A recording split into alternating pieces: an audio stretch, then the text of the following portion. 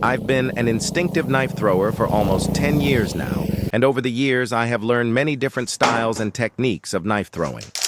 In this video, I'm going to teach you everything I know about knife throwing, which includes what knives to use, how to control, how many times a knife rotates before hitting the target, and how fast a knife rotates before hitting a target, so you're not limited in what distances you can throw from, and how the weight and the balance point affect a knife. With these techniques I'm about to show you, you will be able to throw from any distance. You can use these techniques to throw anything with a point or sharp edge. When people get into knife throwing, the first mistake they make is the knives they buy. So I'm going to tell you what to avoid when picking your throwing knives. Don't buy Zombie, Apocalypse, or any gimmick knives. Those are junk. If they come with a dartboard, don't buy those either.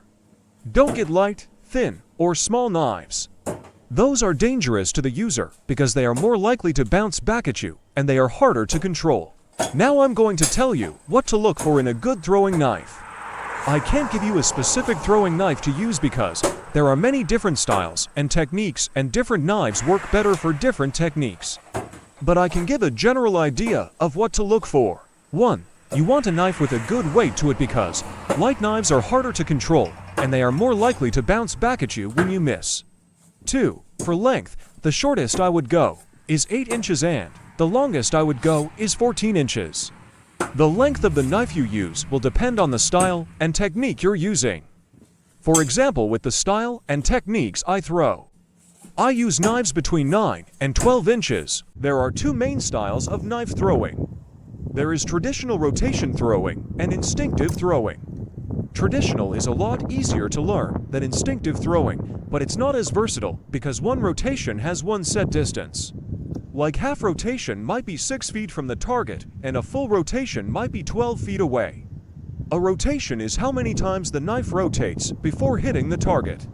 Instinctive throwing is way harder to learn, but it is more versatile. Instinctive throwing is more versatile because you use different grips and techniques to speed up and slow down the rotation of the knife.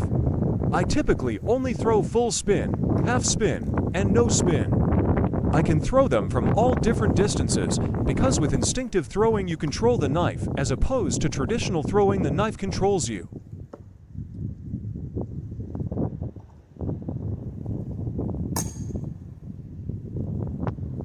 With instinctive throwing, it is easier to hit moving targets or hit targets while you're moving. How a knife is weighted is very important because it determines how the knife is going to fly through the air when you throw it. There are 3 types of knives. They're handle heavy, blade heavy, and center balanced knives. Center balanced knives are knives that the blade and the handle are weighted evenly. To find out how a knife is weighted, you have to find the balance point. If the balance point is closer to the blade, it's a blade heavy knife, and if the balance point is closer to the handle, it's a handle heavy knife. If the balance point is in the center of the knife, it's a center balanced knife. Most traditional rotational knife throwers prefer center balanced knives because the knife rotates evenly no matter if you throw by the handle or the blade. But handle heavy and blade heavy knives are different, and I will explain. For example, if I throw a knife that is handle heavy by the handle, then I throw that same knife by the blade the same way without making any adjustments in my throw. The knife will rotate faster than when I threw it by the handle. The cool thing about instinctive knife throwers is that some throwers prefer differently weighted knives depending on the style and techniques they throw. If you throw the knife and the handle sticks up, that means you over-rotated the knife. You can either move closer or slow down the rotation of the knife.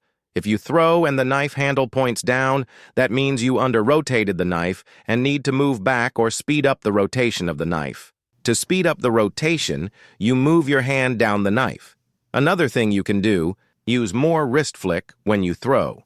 To slow down the rotation of a knife, you can use less wrist flick, turn the knife sideways, put a finger on the spine or across the flat of the knife, and push on the spine or the flat side of the knife with your finger or a combination of all those things depending on the distance.